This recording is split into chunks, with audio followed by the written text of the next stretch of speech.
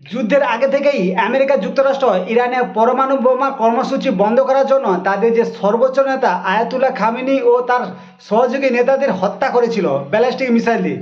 America যুক্তরাষ্ট্র ভেবেছিল যে হয়তো এবার ইরান তাদের পরমাণু কর্মসূচি বন্ধ করে দেবে এবং তাদের শর্তে রাজি হয়ে যাবে, কিন্তু ইরানের সেই রণনীতির জালে আমেরিকা পুরোপুরি ফেঁসে যায় এবং তারা মিডিল ইস্টে থাকা মার্কিন সেনাঘাঁটিকে ব্যালিস্টিক মিসাইল ও ড্রোন অ্যাটাক দিয়ে পুরোপুরি ধ্বংস করে দেয়। এতে আমেরিকা যুক্তরাষ্ট্রের যে ট্রাম্প, তার চোখ কপালে উঠে যায়, কারণ আমেরিকা যুক্তরাষ্ট্রের সামরিক বাজেট হচ্ছে $1 ট্রিলিয়ন, আর হচ্ছে ইরানের মাত্র হচ্ছে 8 থেকে 10 বিলিয়ন ডলার, মানে 125 ভাগের 1 ভাগ।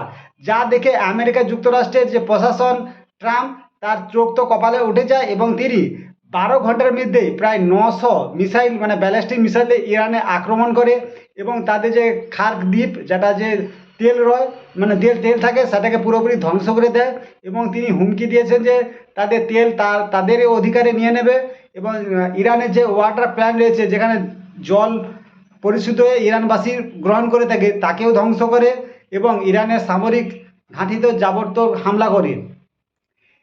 এরপরে ট্রাম্প প্রশাসন ভেবেছিল যে ইরান হয়তো তাদের প্রস্তাবে রাজি হয়ে যাবে এবং তাদের যে মজবুত করে রাখা ইউরেনিয়াম তা আমেরিকাকে সঁপে দেবে, কিন্তু ইরান কোনো প্রকারই কথা শুনেনি, ঝুঁকেনি, বরঞ্চ উল্টা আমেরিকা যুক্তরাষ্ট্রের উপর ও ইরানের উপর, ইসরায়েলের উপর লাগাতার আক্রমণ করছে ড্রোন ও মিসাইল দিয়ে।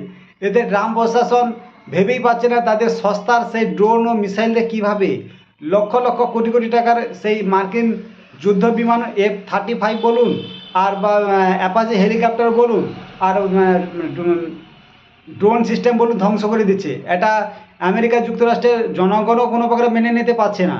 তারা ট্রাম্প প্রশাসনের উপর মানে বিদ্রোহ চালু করে দিয়েছে এবং তারা তাদের যে সংবিধান রয়েছে কংগ্রেস, তারা ট্রাম্পের শক্তি খর্ব করার জন্য একটা বিলও পাস করে এবং সেই ভোটাভুটিতে ট্রাম্প প্রশাসন হেরেও যায়।